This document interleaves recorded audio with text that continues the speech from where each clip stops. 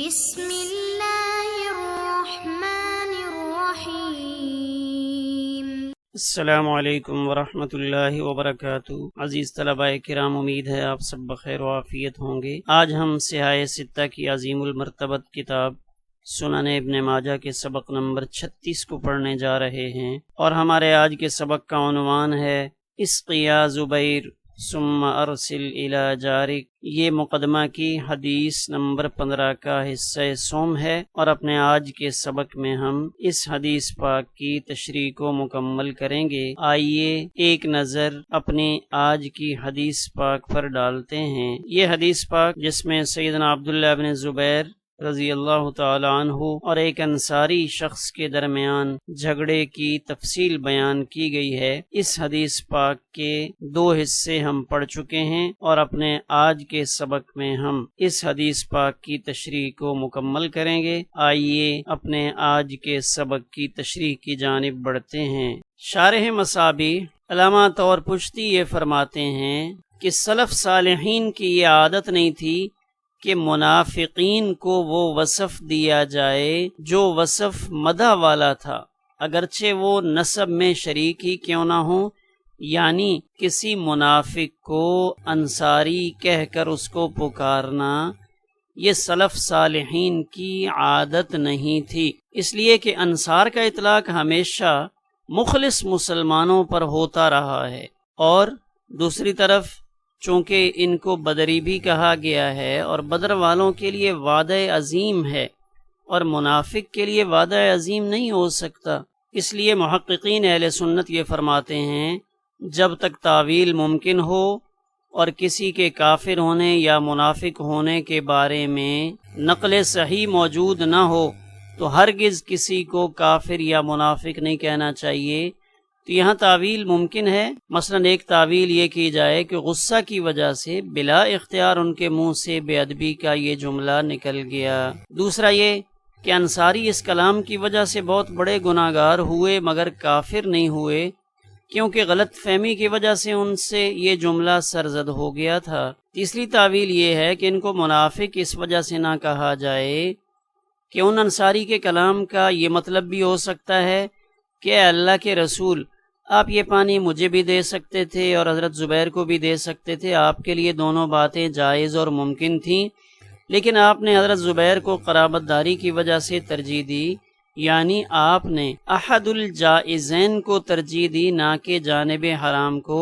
اور ایسا جملہ اختلاف اشخاص اور اختلاف نیات کی وجہ سے مختلف حکم رکھتا ہے، اس لیے راجح قول محققین کے نزدیک یہی ہے کہ ان کے اوپر منافق کا لفظ نہ بولا جائے، بلکہ یہ مخلص مسلمان تھے، اور اس وقت جلد بازی سے زبان پھسل گئی اور نبی کریم صلی اللہ علیہ وآلہ وسلم کے سامنے وہ یہ جملہ کہہ بیٹھے۔ یہاں ہم العرف الشذی کے حوالے سے اس کی مزید تفصیل دیکھتے ہیں، تو یہاں حضرت کشمیری فرماتے ہیں بِأَنْ كَانَ ابْنَ عَمَّتِكَ مُنَافِقٌ اقول، کہ انصار کا لفظ یہ لفظ مدح ہے، اور یہ صرف مخلص مسلمانوں پر ہی بولا جاتا ہے۔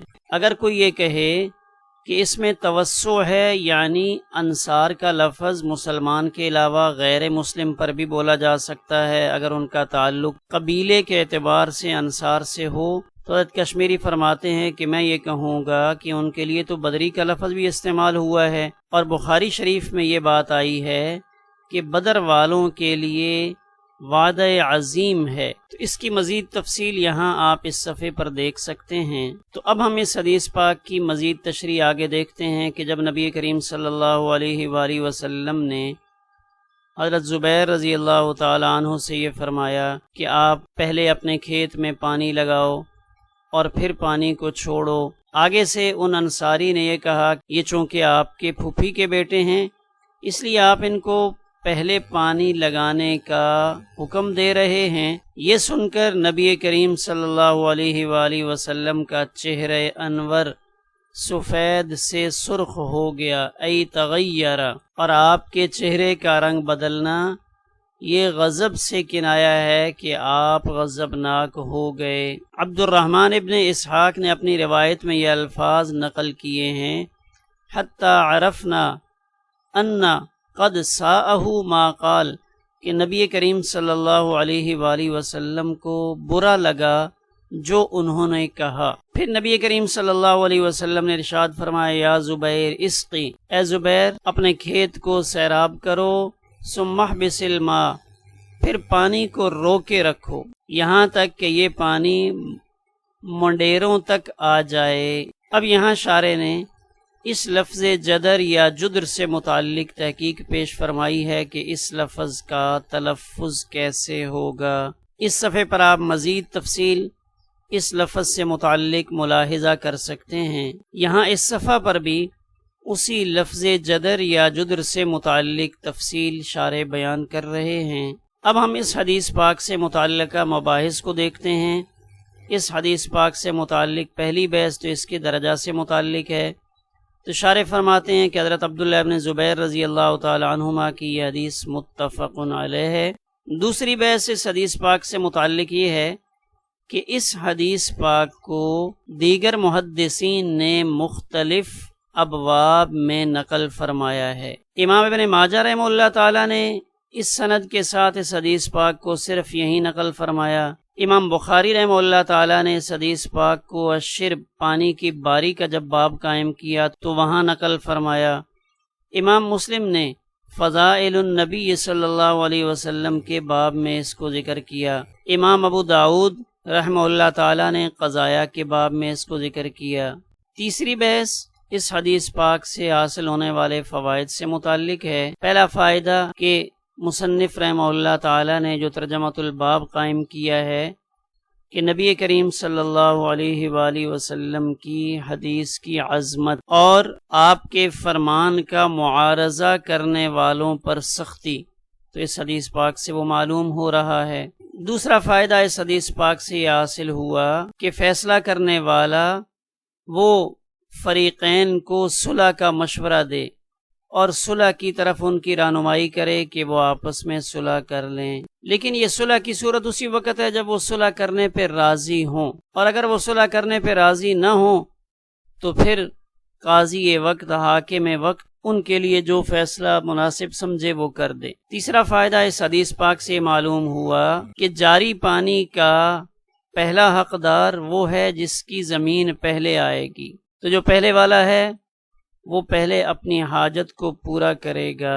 اور اس حدیث پاک سے چوتھا فائدہ یہ حاصل ہوا کہ جو پانی وادیوں میں بہہ کر آتا ہے اور نالوں میں بہہ کر آتا ہے اس کا کوئی مالک نہیں ہوتا، اس کو ہر کوئی استعمال کر سکتا ہے، لیکن جب کوئی اس پانی سے مستغنی ہو جائے اور اپنی ضرورت پوری کر لے پھر اس کو روکنے کا حق حاصل نہیں ہے۔ پانچواں فائدہ اس حدیث پاک سے یہ حاصل ہوا کہ درگزر کا معاملہ کیا جائے اور مد مقابل کے ساتھ سخت رویہ اختیار کرنے کے بجائے نرمی اور معافی کے پہلو کو اختیار کیا جائے۔ جیسے اس حدیث پاک میں ہم نے پڑھا کہ ان صاحب سے نبی کریم صلی اللہ علیہ وآلہ وسلم کو تکلیف پہنچی لیکن آپ نے ان کے قتل کا حکم صادر نہیں کیا، کس وجہ سے کہ آپ کا حلم، قوت برداشت بہت بڑی تھی، اور یہاں آپ نے درگزر والا معاملہ فرمایا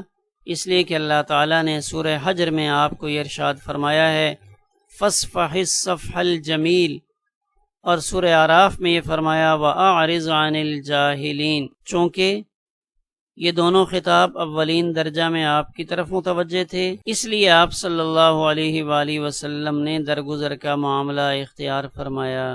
آگے اس لفظ سے متعلق یہ بحث شروع کی کہ اگر کسی شخص سے ایسا لفظ صادر ہو تو پھر ایسے شخص پہ کیا حکم لگایا جائے گا، اس کی تفصیل یہاں آپ ملاحظہ کر سکتے ہیں۔ اس حدیث پاک سے حاصل ہونے والا چھٹا فائدہ یہ ہے جو امام قرطبی رحمہ اللہ تعالی نے اخذ کیا، انہوں نے یہ فرمایا کہ فریقین سے جو بات سمجھ میں آ رہی ہے اسی پر اکتفا کر کے قاضی کو فیصلہ کرنا چاہیے، مزید تفصیلات اور دائیں بائیں کی مباحث میں الجھنا یہ پسندیدہ نہیں ہے۔ ساتواں فائدہ اس حدیث پاک سے حاصل ہوا کہ اتنی مقدار جس سے اس کے کھیت کو نمی پہنچے، اعلیٰ زمین والا پہلے نمبر کی زمین والا اس کا حقدار ہے۔ اور اس کی حد محققین کیا بیان فرماتے ہیں کہ پانی اس کھیت کی منڈیروں تک پہنچ جائے، اور اس کو سمجھانے کے لیے مثال بیان کی حتی یبتل کعب الانسان، کہ انسان کے ٹخنے اس میں گیلے ہو جائیں، اتنا پانی کھیت میں کھڑا ہو جائے تو اب سمجھ لیا جائے گا کہ یہ کھیت سیراب ہو چکا ہے۔ اب ہم ایک نظر اس سند کے لطائف پر ڈالتے ہیں۔ پہلی بات یہ فرمائی کہ مصنف رحمہ اللہ تعالیٰ کی خماسیات میں سے ہے۔ دوسری بات یہ فرمائی کہ اس کے تمام رجال صحیح ہیں۔ تیسری بات یہ فرمائی کہ اس میں مدینہ منورہ سے تعلق رکھنے والے 2 راوی امام ابن ماجہ کے شیخ کے علاوہ ہیں، اس لیے کہ امام ابن ماجہ کے شیخ اور امام لیث یہ دونوں مصر سے تعلق رکھتے ہیں۔ اور چوتھا لطیف نکتہ اس میں یہ ہے کہ اس میں بیٹے نے اپنے والد سے روایت کی ہے اور ایک تابعی دوسرے تابعی سے روایت کر رہے ہیں۔ پانچواں فائدہ اس حدیث پاک سے حاصل ہوا کہ اس میں حضرت عروہ جو مدینہ منورہ کے فقہائے 7 میں سے ہیں وہ بھی موجود ہیں۔ چھٹا فائدہ کہ اس سند میں وہ عظیم صحابی بھی موجود ہیں کہ مدینہ منورہ کی طرف ہجرت کے بعد سب سے پہلے جن کی پیدائش ہوئی، اور ان کی پیدائش نے یہود کے اس دعویٰ کے تار و پود بکھیر دیے جس میں یہود یہ کہتے تھے کہ ہم نے ان کے اوپر جادو کر دیا ہے اور یہ مسلمان اولاد کی دولت سے محروم رہیں گے، تو ان کے اس دعویٰ کو اللہ نے باطل کیا جب سیدنا عبداللہ ابن زبیر رضی اللہ تعالی عنہما پیدا ہوئے۔ اس حدیث پاک کے اہم نکات کون سے ہیں ان پر ایک نظر ڈالتے ہیں۔ پہلا لطیف نکتہ کہ نبی کریم صلی اللہ علیہ وآلہ وسلم نے غصے کی حالت میں فیصلہ فرمایا، حالانکہ آپ صلی اللہ علیہ وسلم نے قاضی سے متعلق ایک جگہ یہ بات ارشاد فرمائی کہ قاضی غصے کے وقت میں فیصلہ نہ کرے، جبکہ آپ نے خود فیصلہ فرمایا اس لیے کہ آپ معصوم عن الخطا ہیں، امتیوں سے غلط فیصلہ ہو سکتا ہے۔ نبی کریم صلی اللہ علیہ وآلہ وسلم سے حالت غضب میں بھی صحیح فیصلے کا صدور ہوگا۔ دوسرا اہم نقطہ یہ معلوم ہوا کہ جب انسان کے پاس زمینیں ہوں تو ان زمینوں کی وجہ سے آپس میں تناؤ آ سکتا ہے، آپس کے تعلقات میں کشیدگی پیدا ہو سکتی ہے۔ تیسرا اہم نقطہ اس حدیث پاک سے ہمیں یہ پتہ چلا کہ نبی کریم صلی اللہ علیہ وسلم نے اس معاملے میں 2 فیصلے فرمائے۔ پہلا فیصلہ آپ کا مصالحت کی طرف مشیر تھا، اور دوسرا فیصلہ آپ کا قضاءً تھا کہ آپ نے حضرت زبیر سے فرمایا کہ خوب اچھی طرح اپنے کھیت کو پانی لگاؤ، پھر اپنے پڑوسی کے لیے چھوڑ دو۔ اس حدیث پاک سے مزید فوائد جو اخذ ہوتے ہیں ان پر ایک نظر ڈالتے ہیں۔ نبی کریم صلی اللہ علیہ وآلہ وسلم نے اپنے رشتہ داروں کے متعلق بھی شرعی فیصلے فرمائے۔ مال اور زمین بعض اوقات غلط فہمیاں پیدا کرنے کا ذریعہ بن سکتا ہے۔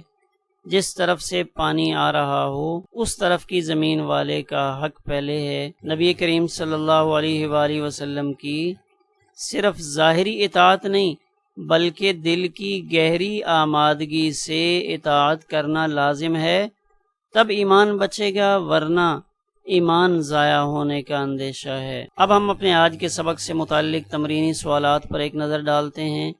پہلا سوال، حضرت زبیر رضی اللہ تعالی عنہ آپ صلی اللہ علیہ وسلم سے کس تعلق سے رشتہ دار بنتے تھے؟ یہ انصاری کون تھے؟ ان سے متعلق محققین کے کیا آراء ہیں؟ حدیث پاک میں موجود آیت کے شان نزول کا مصداق کیا ہے؟ آیت فلا وربک لا یؤمنون حتی یحکموک فیما شجر بینہم۔ آخر میں ہم اپنے آج کے سبق کے خلاصے پر ایک نظر ڈالتے ہیں۔ اپنے آج کے سبق میں ہم نے ان عنوانات کی تفصیل کو پڑھا۔ الحمدللہ ہمارا آج کا سبق اسی پر مکمل ہوا۔